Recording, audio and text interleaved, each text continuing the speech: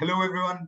Today we have a very esteemed panel with us, and we're going to discuss something that is very current and in all of our consciousness. We're going to discuss the unrest in the Israel-Palestine area, and also what is the historical context. And we're going to have differing perspectives.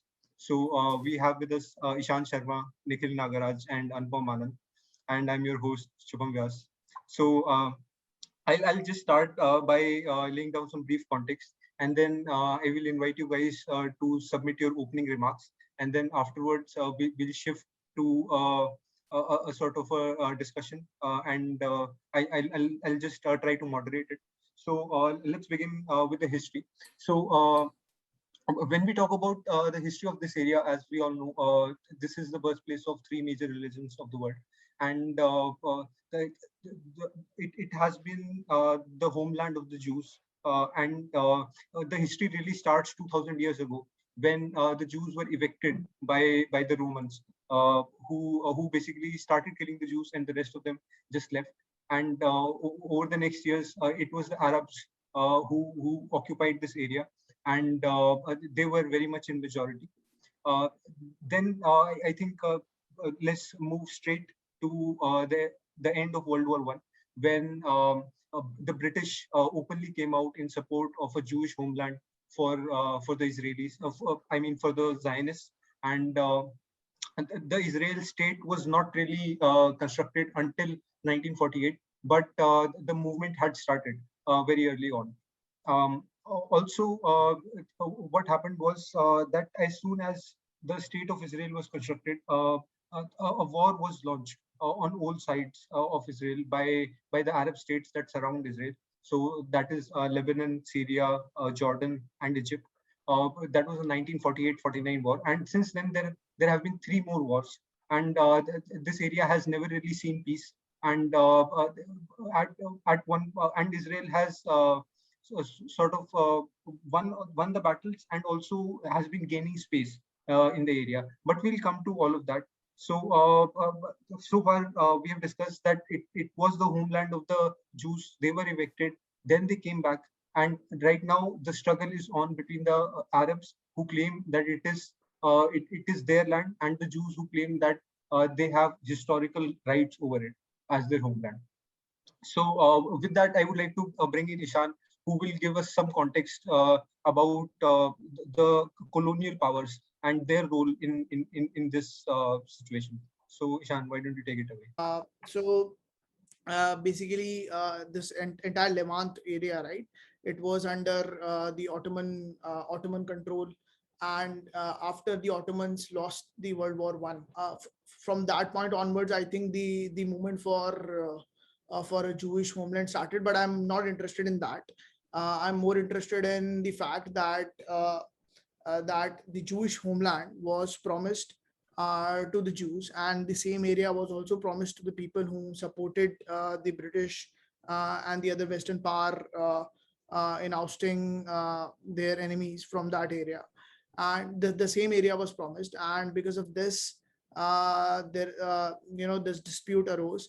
And in a way, so my major concern is not about the existence of Israel as a state.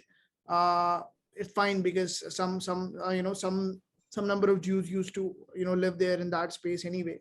But my major concern is that the whole idea of allowing anyone who professes a certain religion to be granted a citizenship of an area of a geographical territory after displacing the natives from that area, which is what we see in Israel as of now. Just to give some more context about what is Israel and what is Palestine right now. So UN had given some boundaries between Israelis and Palestinians, and that area of which was called Palestine was under the rule of Jordanians. And the Jordanians used to control and rule that area in a way. But after 6 Day War, Israel was able to displace Jordan from there, and they were able to put their control over entire region, and the area which was previously under Jordanian control came to be known as West Bank. It also has East Jerusalem in it. And the area which was the other area of the Palestine is known as Gaza, which is like a very small strip across the Mediterranean Sea. So these are basically the two areas right now. And it was kind of agreed. It was an unsaid kind of an agreement at that time that this area, this West Bank area, would be the place where Arabs who have been displaced for the creation of State of Israel are going to come and settle down. But what Israelis have been doing over the period is that they have been creating small settlements in this entire West Bank area, and they have been slowly eating away the land of that region, and they are trying to settle all these Ashkenazi Jews and people from Eastern Europe, and Jews who are practically living anywhere in India. In fact, there is fun fact is that there are Jews. They found a Jewish tribe in India as well. These are like Bene Jews in Manipur. So they found some lost Jewish tribe from India as well, and now they have some Jews who are living in Israel who trace their ancestry in India. So what I see is that this entire idea is a very colonial notion, and it is kind of like it is similar to the idea which led to creation of Pakistan. That is, people who profess a certain religion can go, can aggregate and go to some new territory, displace the people who are living over there, and create an entire country over there. So if anyone supports the idea of Israel and Zionism, they are in a way also supporting the ideology that led to the creation of Pakistan. So that is and the fun fact is that Pakistan was the first country that was created in the name of religion, and Israel was second. So Israel and Pakistan in a way are similar kind of countries. In fact, yeah, so that is my point. Like, if you're supporting Israel, then you are probably supporting Pakistan as well. All right, all right. So we have heard from Ishan. Now I would like to hear from Anupam. And here he's trying to draw the parallel between Pakistan and Israel. But the contradiction that I see is that the idea of Pakistan did not exist before 1947, but the Jewish homeland had existed uh, for, uh, for a long time. So I would like to get Anupam's perspective on this. And yeah. So Ishan is trying to draw a parallel between Israel and Pakistan. He's arguing that Israel is the second state founded on religion. The first was Pakistan, right. And but my point is that the idea of Pakistan was really not there before 1947, whereas a Jewish homeland has existed before that. So I would like to get your take on this, and what is the justification for a Jewish homeland in the Middle East? So I won't go into the questions of whether Jews deserve a homeland at that particular location itself.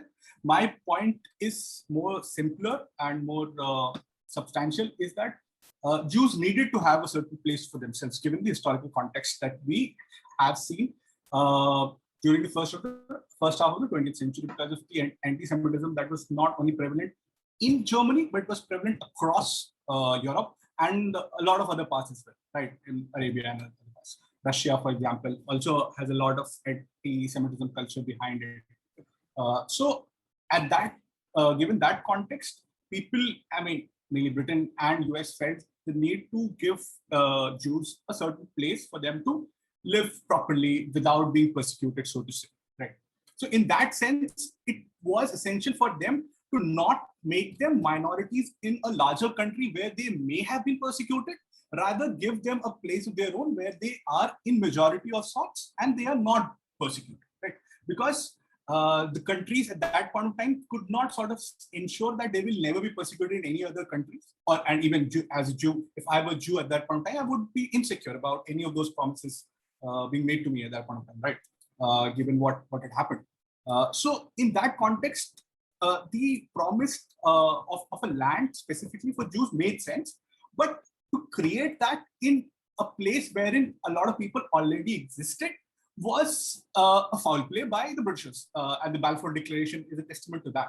So the parallel between Pakistan and Israel ends at this place itself. It's that it was foul play by the Britishers to create such a stupid state at that point of time, at that point of place, and that point of geography, right? If you look at, the Palestine, the central part, the 1947 Palestine and Israel was brokered by UN and UK and all others. So there's a central piece, which is the Israel, and then there is some part on the left, the remnant of what is the Gaza Strip at this point. And on the eastern side was the West Bank and the larger area, which, in different wars, Israel has sort of occupied in 1967 and 71, so on. Right. So that is there. So even at that point of time, that smells of the same kind of stupidity that the British did here in the subcontinent. Right. On the west, we have Pakistan. In the east, we had Bangladesh. So those sort of states are anyways unstable.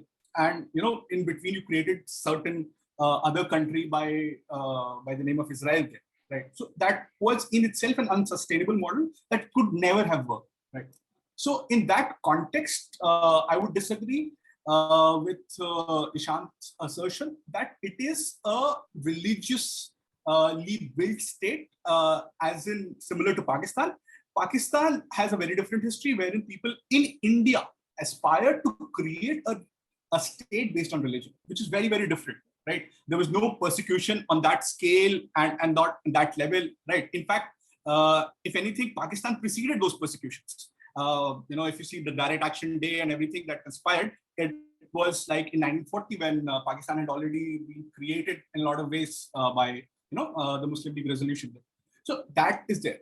And coming to the different wars, and wherein Israel, so to say, has usurped a lot of area. So for that, we need to remember two things, right? It wasn't Israel who started those wars, first and foremost. It was always the Arab nations who never recognized Israel, and they started those wars. For example, Egypt, and then in those wars, when Israel sort of defeated them convincingly, Israel was generous enough to move back out of Sinai Peninsula, for example. Right? Yeah. So it's not that Israel has captivated all the areas that it had, legally, so to say, in war terms, gained. Right? And it is not that what kind of atrocities we are seeing with Palestinians right now, and all the hula hoop from the various sections of photographers and journalists against कि यार बहुत बुरा हो रहा है, बहुत बुरा हो रहा है. ऐसा बहुत ज़्यादा similar चीजें in the 60s and 70s was there with Israel, and before that also, right? The most famous example of that is the 1972 Munich Olympics, where Golda Meir was Prime Minister of Israel, and she cried for help, literally. कि कोई तो बचा लो यार, हमारे लोगों को वहां जाकर कोई भी आके मार दे रहा हो, तुम लोग कुछ नहीं कर रहे हो, and it's Munich, right, in Europe. तो तुम क्या कर रहे हो? So then I think it dawned upon her that this is not a sustainable model. We can't always cry for help and sustain our existence in spite of the fact that we have been given a state. So and this is what she had to say. If we have a choice between being dead and pretty and being alive and having a bad image, I would surely choose the latter. And I think that was a sensible choice to make. Cool. Right. So I think we have got the perspective of Ishan and Anupam, and they have argued their own points. But in all this, we have seen that in the geopolitics of the big powers, it is actually the people on the ground who are living in these areas who have been the long-term sufferers. So I would like to bring in Nikhil into the debate now and sort of get his perspective on the situation. So Ishan and Anupam very carefully argue about whether the existence of Israel is warranted, or whether if their actions are unwarranted. Anupam also quotes the alive and bad image, dead and buried quote, which is a fact. The fact is that Israel exists in the place it now exists. There's not much you can do about it now. There's not much that you can always argue that they could have handled this differently, but yeah, should have, could have, and would be a thing. We would have a whole different world right now. But the fact is, Israel exists right now. Israel exists. Pakistan exists, to draw a parallel, and that is something we have. These are countries that exist, and their actions have real-world consequences on real people. So the problem right now is not of a state that is under attack and that is attacking an adversary. It is a state that is blatantly misusing its power, blatantly misusing its muscle, against a state that necessarily cannot respond at such a scale. Israel right now has an army that competes with some of the best armies in the world, not in terms of number, but in terms of technology but in terms of the ability to cause destruction. Any Palestinian response is never going to match up to that. So what we have to look at this violence in the perspective of what is happening right now. The reality right now is it's not about somebody going to the Munich Olympics and crying, sorry, the Prime Minister, of course, but going to the Munich Olympics and crying. It's about a president or Prime Minister of Israel who knows that his government is in trouble, who is using this violence, who is using this as a way to gain support from his far-right extremist partners, which is, you might argue that this is all hypothetical. This is not proven. Recently, like about half an hour ago, Israel broke its own ceasefire that was declared with Hamas yesterday. Israel attacked the I am not sure about which mosque it is. I think it is the Al-Aqsa Mosque. Al-Aqsa. Yeah, Al-Aqsa Mosque, if I'm not wrong. So yeah. Israel attacked the Al-Aqsa Mosque today after the ceasefire was declared. And this comes after response from Benjamin Netanyahu's far-right coalition partners who declared that the ceasefire was a shame for Israel. That it was shameful for Israel to get into a ceasefire with Hamas. So this is not a case of a helpless country protecting itself. This is about a politician who recognizes that to stay in power, he needs support of people who are into extreme violent atrocities and people who have genocidal tendencies. And due to this sort of a power equation, it's the people in Palestine who are being hurt. People who cannot respond to this sort of violence. Yeah. Can I? Arishan, do you want to? Anupam, you go forward. Like if you want to So directly in essence, in essence, Nikhil, you're making 2 points. One, that the Palestinians are weak, and two, that Netanyahu has some internal compulsions to prove, right, or to answer for. The first is really not an argument, because because if in a fight the other person is weak, that's not my problem. He is coming to me to fight. And if I'm strong, I don't have to be ashamed of that fact that I'm strong, right? And I will, do whatever I might have the ability to do and respond to that attack and that, the challenge that has come. And, has Israel not been commensurate in its response as a responsible nation? It has. For example, if you look at the way Israel attacks, given the firepower that Israel has, it has a lot of capacity to demolish entire area under Gaza Strip in a day, right? The fact that Gaza Strip exists today is a testament to Israel's sensibilities. B, it's a fight between the Palestinians and Israel. Then why are the Hamas people, who are anyways nowhere related politically or ideologically to the other side neighbors in West Bank, firing rockets in Israel? How does that make sense, right? And both the two governments, if you look at, one is a responsible state actor, wherein the fact that we're talking about Netanyahu's government being in crisis, right? You don't even talk about what is happening in Palestine, what is happening in Hamas. Do they even have a government? No, they don't, right? There are no rights.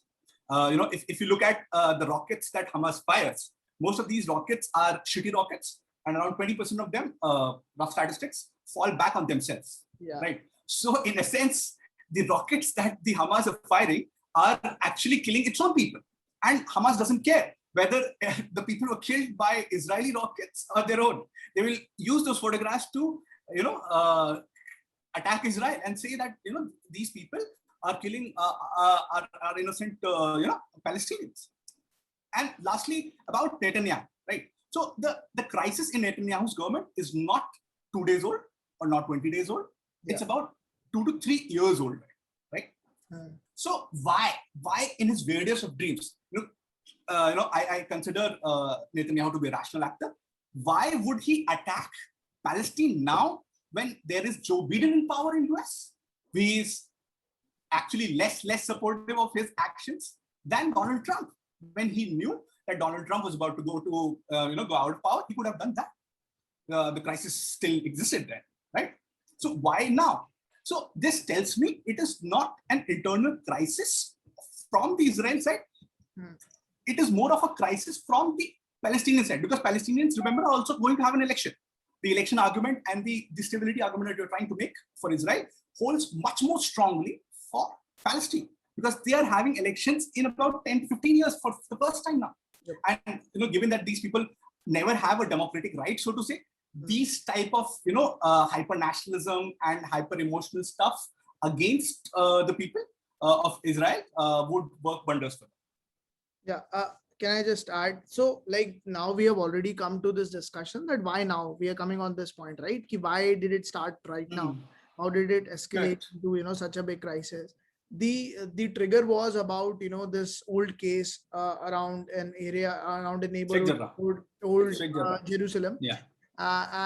So just for a context, East Jerusalem is the area which was under Jordanian, which was given to Jordanian kingdom to handle, and it is the place where all the holy sites exist. The place where Al-Aqsa Mosque exists, and the place where temple, the western wall of the old Jewish temple, which was demolished, exists. And just for context, Al-Aqsa Mosque was built in 8th century by Ottomans in that area.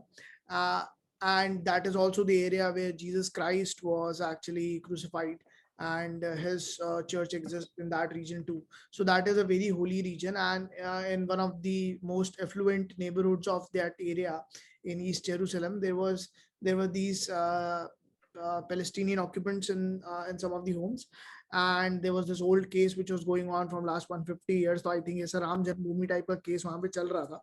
And so in that case, what came out was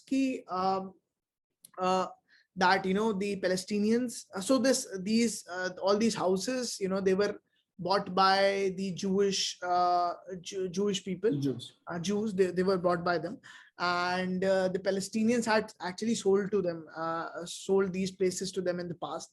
And so the courts in Israel, they ruled in favor of the Jews who had bought it some 150 years, 200 years back.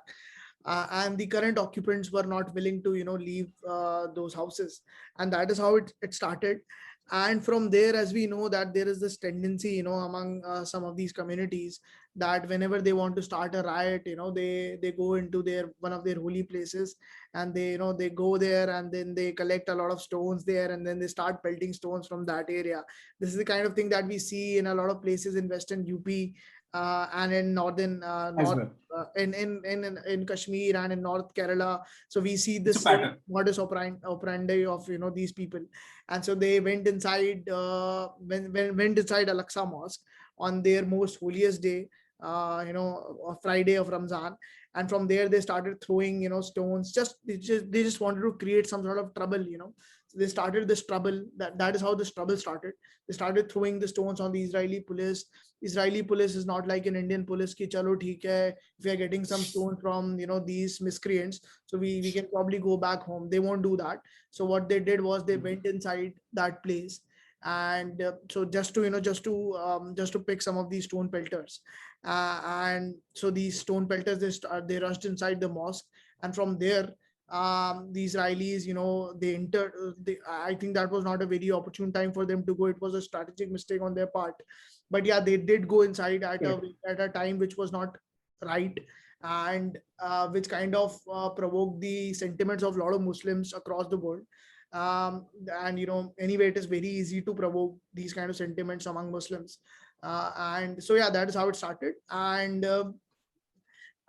because Al-Aqsa was in a way attacked by the Israeli police, so Hamas started firing rockets on Jerusalem, which is again a very stupid move. Like, why would you do that if you consider that your holy place? Started shooting rockets at Jerusalem.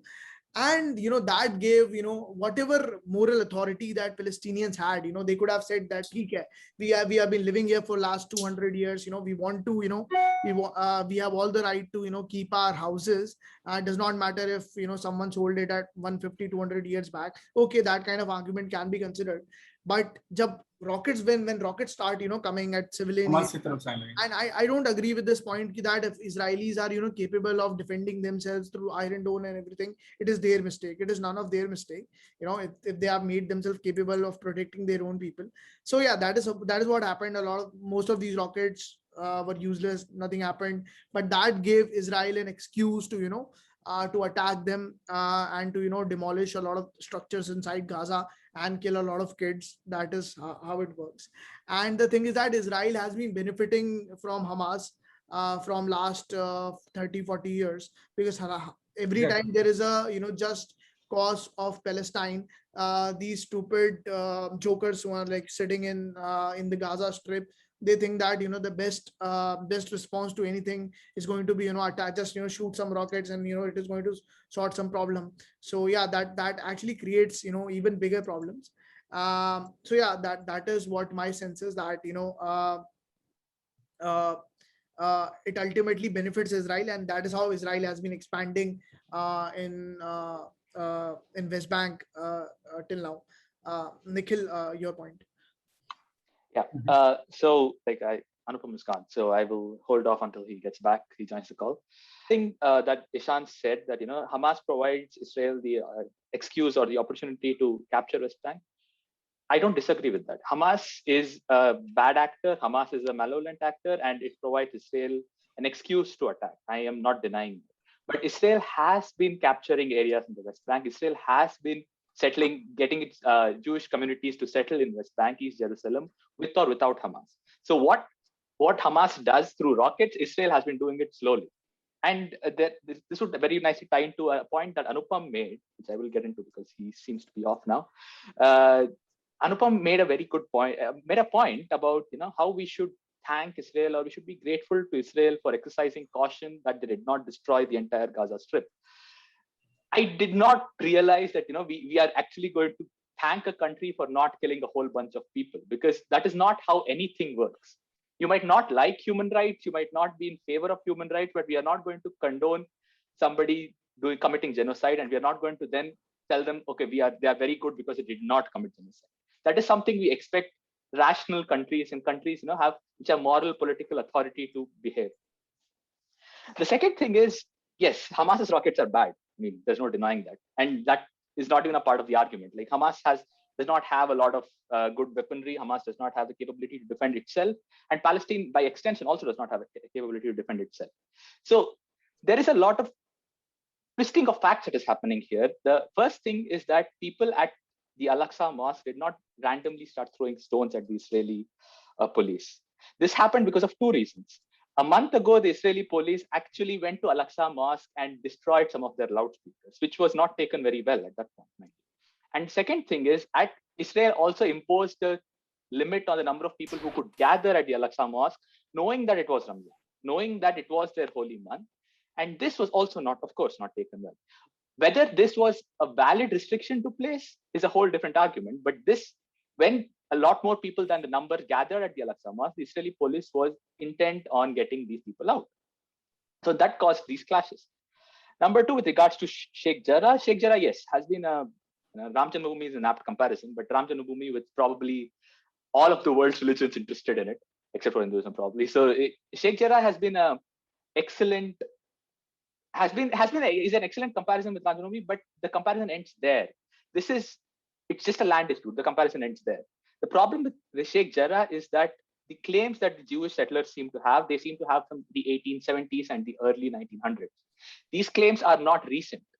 These people claim that they were sold this land by the Ottoman Palestinians, not really by any Palestinians of the current age or anybody living there in the current age. And the Palestinians counterclaim that they have property deeds that show them as continuous owners of the same land from them.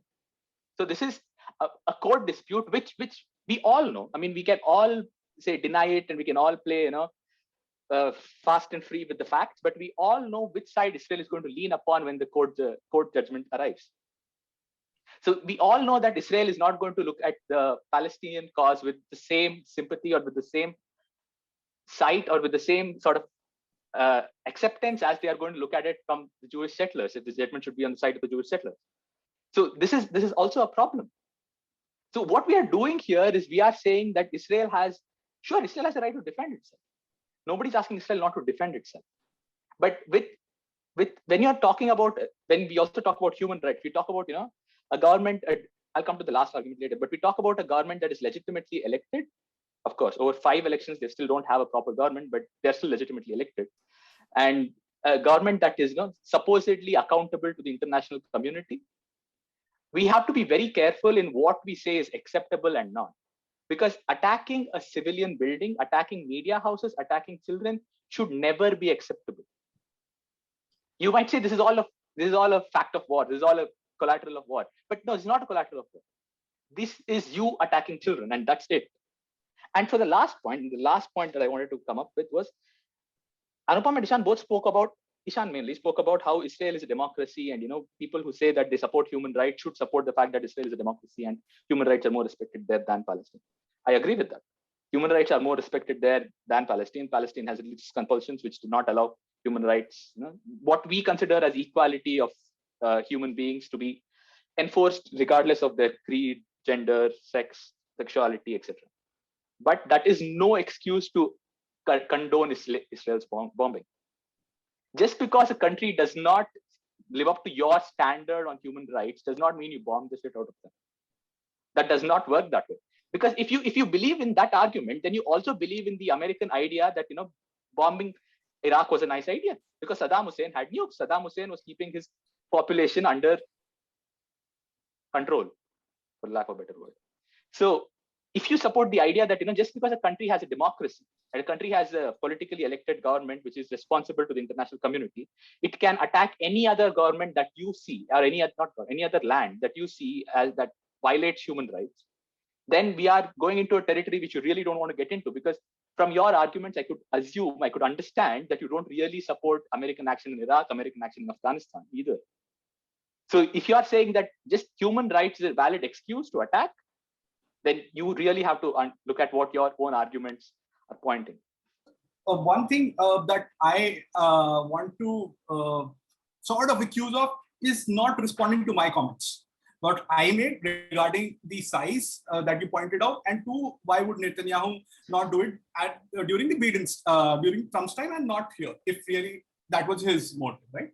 And also the third point, if elections are the argument, then it made more sense for the Palestinian side to do it, not again the Israelis, right?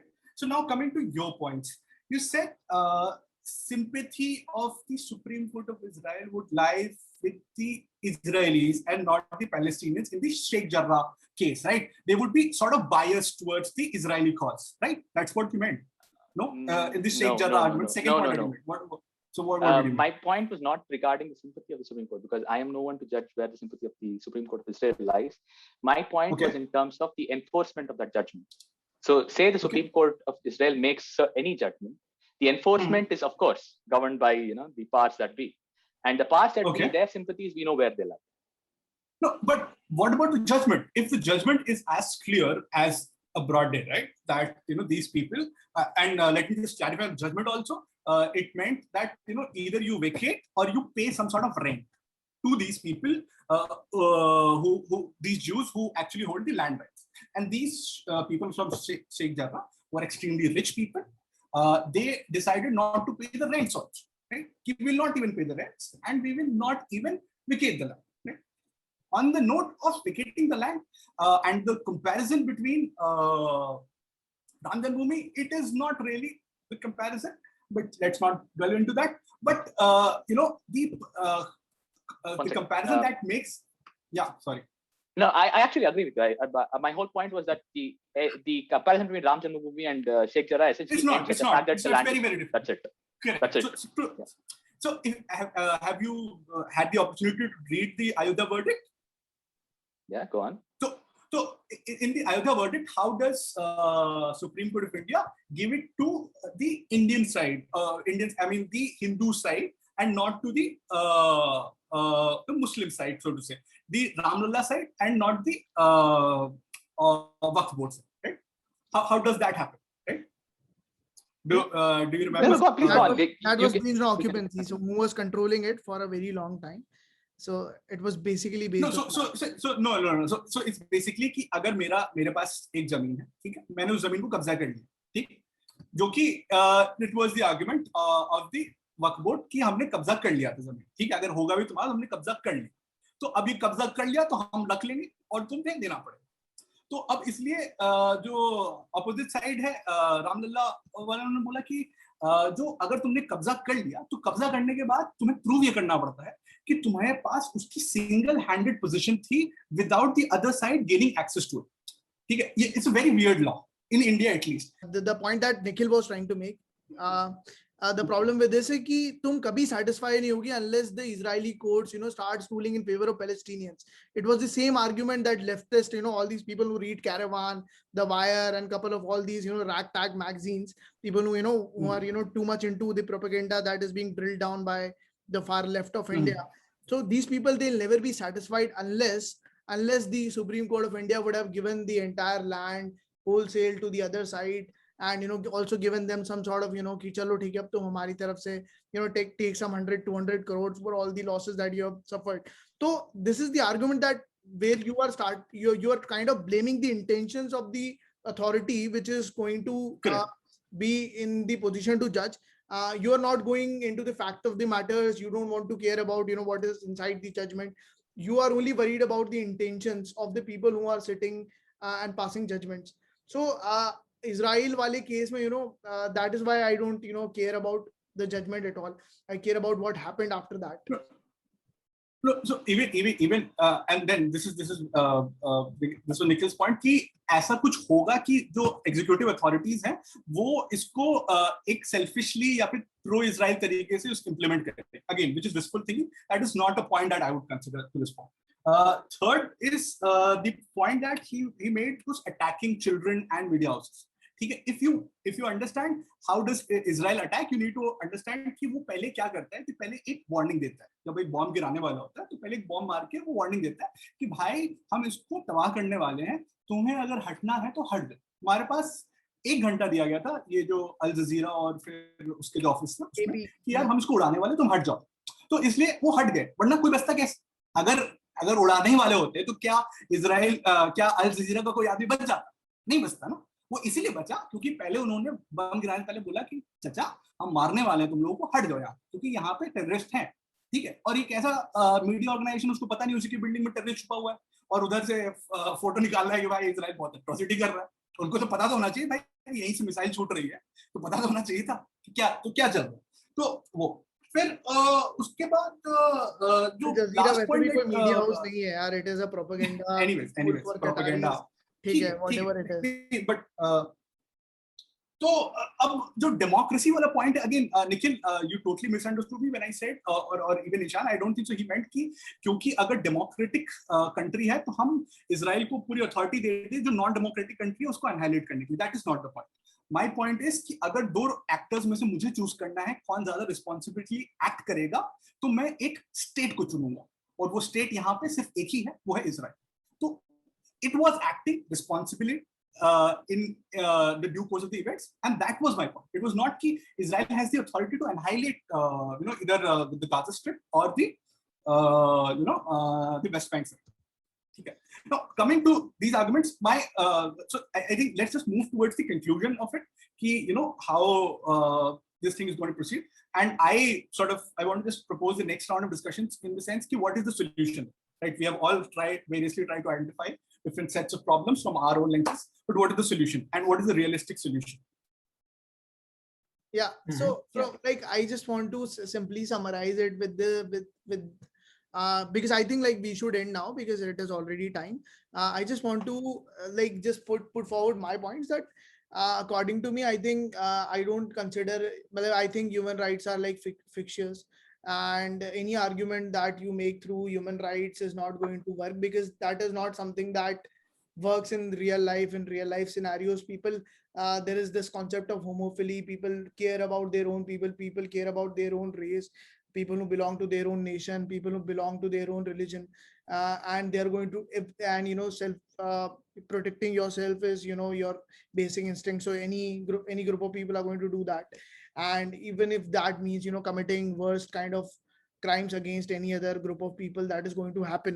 So that is how it is. That is how the world exists right now.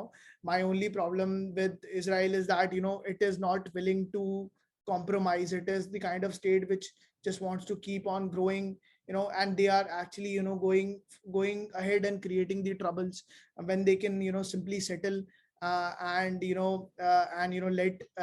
Palestinians have their own piece of land in the West Bank, and not crave for any more land, and in the name of reclaiming Judea or other territories. They can simply let them live.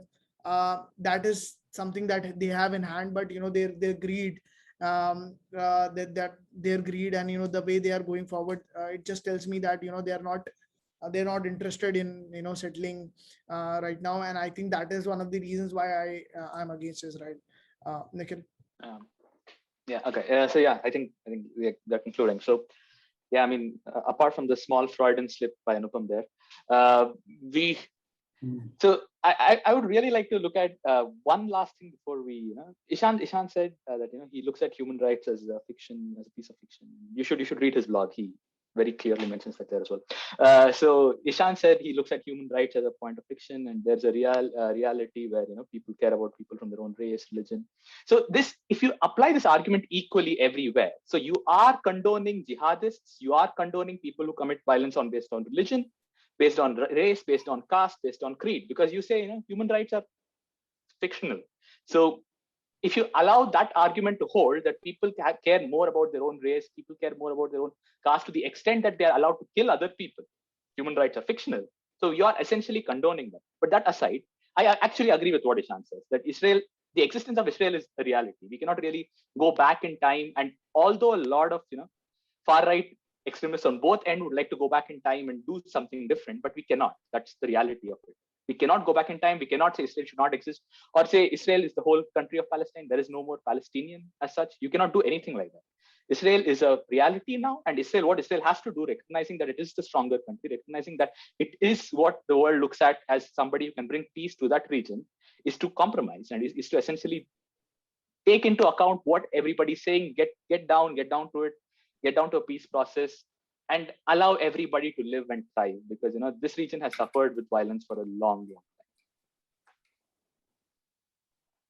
And I think Yes. despite like whatever might be the intention of Israel when it's committing that violence, the fact is that the current government actually gains from the violence being committed, because somehow it's the Israeli people who are warlike. It's not that Benjamin Netanyahu wants war, and that is why he's doing it. It's not the will of the leader; it's actually the will of the people. And this is actually in microcosm what happens when you shift towards the right. When you shift the entire political debate to the right, you end up with a lot more far right people, and you also end up with the general consensus that that is happy when warlike acts are committed. So I mean, whatever the intentions be, it is the current Israeli government that is benefiting, and it is the Palestinian people who are suffering. So like this, all the actions that Hamas did, or the actions that the Israeli military did, and what their causes were, sort of falls away to the side, and we have to look at what actually happened, and from that try to construct why, what could be behind those actions. So that would be my take. And I think Anupam, with Anupam's take, we can conclude today's debate. Yeah. So I think the substance of this discussion was extremely less in terms of the points that should have been there. That is my personal opinion. Because again, whatever solution that you guys are suggesting, it is not freaking possible. Given the fact, you need to look at the subcontinent itself. यार एक तरफ पाकिस्तान था, एक तरफ बांग्लादेश था, बीच में India था. अगर पाकिस्तान को बांग्लादेश और पाकिस्तान और बांग्लादेश को मिला के एक कंट्री अगर तुम बनाते, तो क्या पाकिस्तान सरवाइव कर रहा है? क्या दिख रहा है तुम? और तुम वही बोल रहे हो कि भाई पैलेस्टीन को वहां बना दो, इधर गाजा रख दो, उधर वेस्ट बैंक छोड़ दो, और फिर बीच में इजराइल कर दो, and it will flourish. That is not the solution. We are again going back to the same British solution, which we anyways know is not the stable solution. So कैसे काम करेगा? It will not work. the ideal solution either would be कि 3-state solution कर दो, कि यार West Bank को एक कंट्री बना दो, गाजा स्ट्रिप को एक कंट्री बना दो, इजराइल को एक कंट्री बना दो, और रियलिस्टिकली आर्गुमेंट्स को हमें एनालाइज करना पड़ेगा कि कैसे, अगर हम चाह रहे हैं कि इजराइल शुड स्टॉप एक्सपैंडिंग, तो हमें वो कंडीशंस देनी पड़ेंगी कि इजराइल, ठीक है, Israel has, in my entire argument, I'd never had the chance to say the opposite side, but now because I have the mic, I will say Israel has done a lot of bad things as well, right? The most beautiful point that could have come from the opposite side was that Israel even expanded to Lebanon, which is a very peaceful, secular country with a functional, society and democracy there. But वहाँ भी चला गया. So these kind of actions show कि Israel has a very expansionist tendency.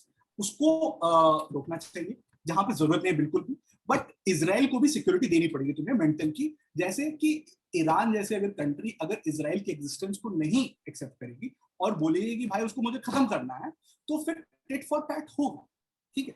तो इसलिए you can't have unilateral peace every time कि भाई be the big man, be the big guy, why not Iran can be the big guy, right? Why not Iran start? तो ये हमेशा चलता रहेगा. The correct process was happening in the Middle East thanks to US involvement with the Abraham Accords.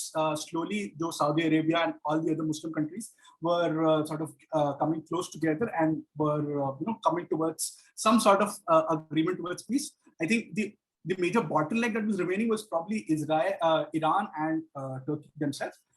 वो हो जाता तो I think lasting solution की तरफ we could have seen some sort of movement, but I don't think so right now it is possible until unless the Iran issue sort of gets solved and the acceptance of Israel as a nation takes place from the Iranian side and even say the Pakistani side.